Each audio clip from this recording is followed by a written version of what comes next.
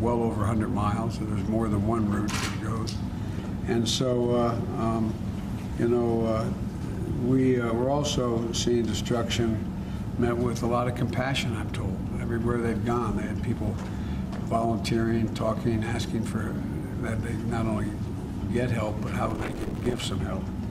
And so we continue to pray for everyone in Kentucky and the other states that were affected. And particularly my heart goes out to the governor of Kentucky, who's lost family himself.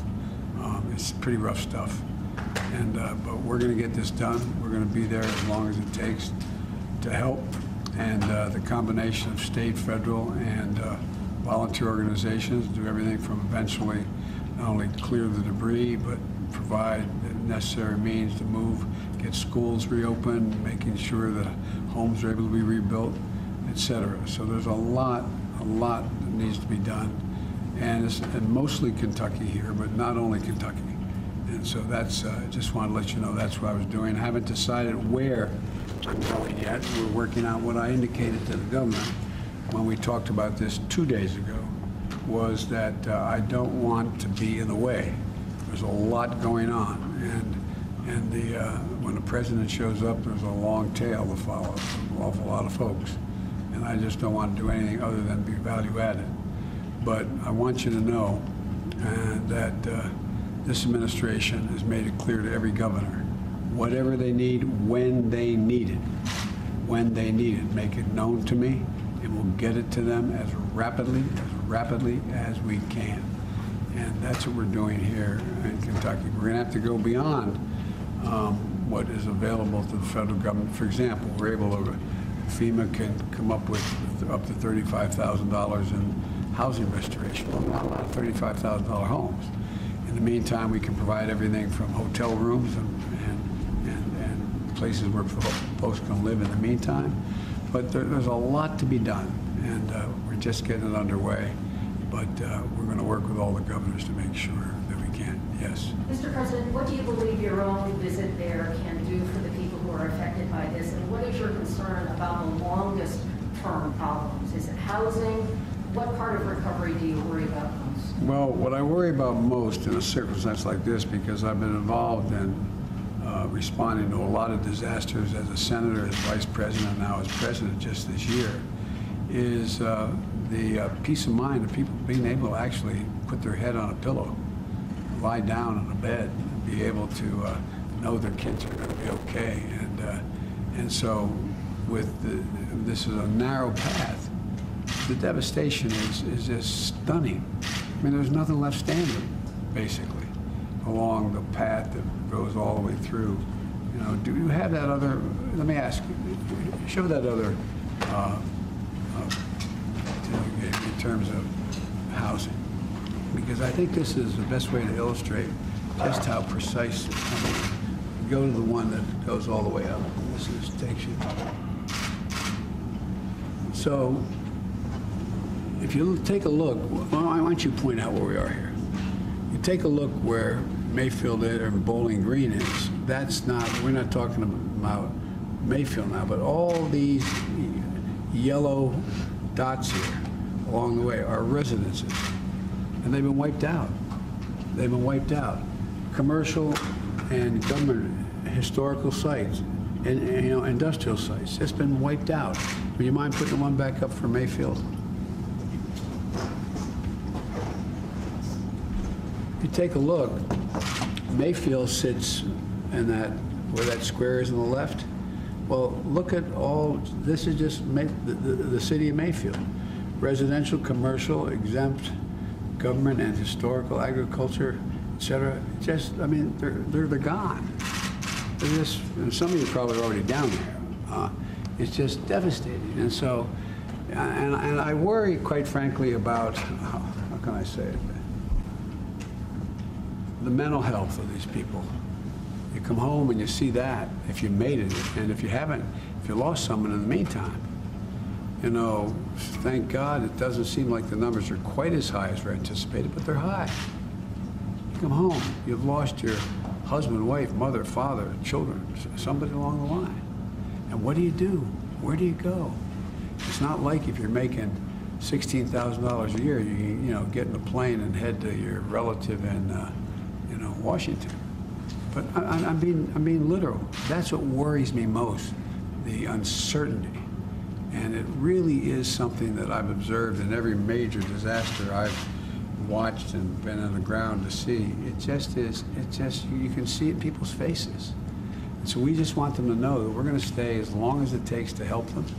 And there's three ways that we can help. One is the federal agencies that are available, and that's already underway. And for example, we're setting up in all these places. For example, there are going to be roughly how many disaster centers you think we'll have in the state? We'll have disaster recovery centers in all of the major impacted counties. So there'll be one place a citizen can go. There will be essentially an ombudsman. What I said to the governors, and it surprised me that they, it pleased me, but surprised me that they repeated it, is that, for example, I told the governor of Kentucky, I'm not expecting you to know all you need. Let us tell you what you can ask for that you haven't asked for. Let us do our job. I mean, these large government agencies like the federal or state governments, it's hard for people to understand sometimes. Let me go in and tell you what you can ask for. And so there is the federal government, the state government. There's also the nonprofits out there that have been, in fact, involved in all these disasters around the country, and they can provide help and assistance. Right now, for example, I'm told, I hope I'm not misspeaking, that the school in Mayfield is being used for shelter now. It didn't get wiped out, but it is not going to be able to be functioned as a school soon. So how do you get these kids back in schoolrooms? How do you get some semblance of normalcy again? And so we're working like the devil. I'm very pleased with the work that the FEMA director, Chris Well, has done, and I know that Homeland Security's reached out to these folks. They know we're there. And I just want to make sure there is no sense on the part of anyone in these affected areas that they are asking something that they shouldn't ask for. Ask for whatever you think you need, and we'll find out. And if we can't provide it for you through a government agency, we'll do our best to find out private agencies that can help, from churches to Red Cross to a whole range of institutions. But it's like when I was walking through the neighborhoods in Louisiana. I mean, see the looks on people's faces. You go to the corner where the houses just gone. People standing in their yards crying. And this was 2 days after the storm went through. So it really is devastating.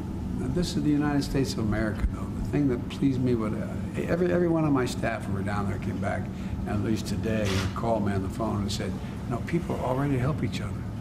They're already asking, you know, how can I help too? So that's what I worry most about. It's just getting some peace of mind and say, look, there is a way to get from here to there. It's disaster now, but there's a way to get there. We're going to do everything we can. And I'm sure, I believe the Congress will respond if there's any extraordinary need we don't have. Yes, sir. How much of a factor do you think that climate change was in this? And do you think that would be part of the argument you make to people like Senator Manchin about why the Build Back Better bill is being approved? No, I'm not going to make that argument with him about this. Look, Joe understands. Joe has as much empathy and concern for these folks. I mean, he's been through some real disasters in West Virginia. He understands. And the honest-to-God truth is, we're discussing this. I've spent a lot of time on climate issues, and I said we have to be very careful. We can't say with absolute certainty that it was because of climate change. So I'm going to be talking with the Environmental Protection Agency, and I'm going to talk with other agencies to determine. In fact, matter of fact, some of it has to do with El Nino. There's a lot of things that we don't know for certain, and I don't want to say anything that is not precisely true. What is certain, it is one of the worst tornado disasters we've had in the country. And the second thing that's certain is that it is unusual.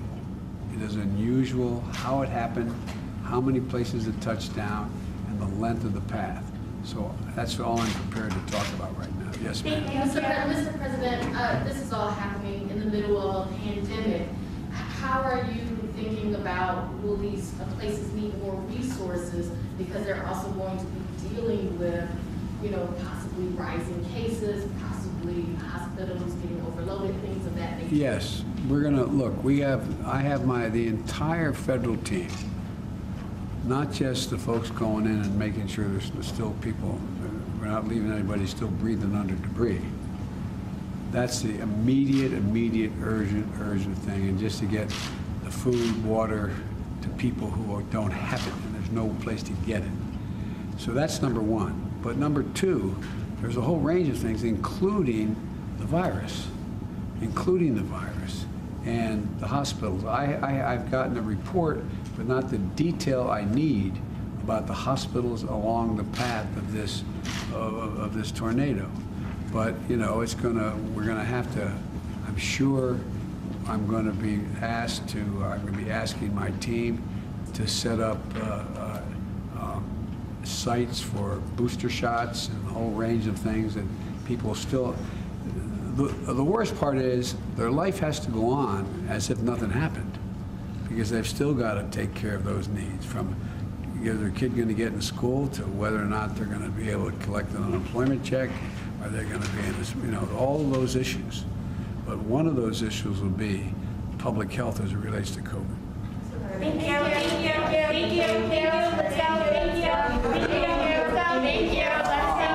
go. I'll take this one first. Mr. President, are you willing to share anything more about what the message to Senator Manchin will be about why you would like him to agree to Build Back Better than that? No, look, I told you, when I speak to senators to try to, or House members, or governors, or any other elected official, to try to convince them that what I'm proposing makes sense and is not inconsistent with what they believe, I do that, and then I'll discuss it afterwards, okay? Thank you. Thanks for your time. Thank you. Were any of you down there? Yeah. Oh, yeah. Thank you, sir. Thank you. I'll let you know when I'm going and where I'm going. Thank you.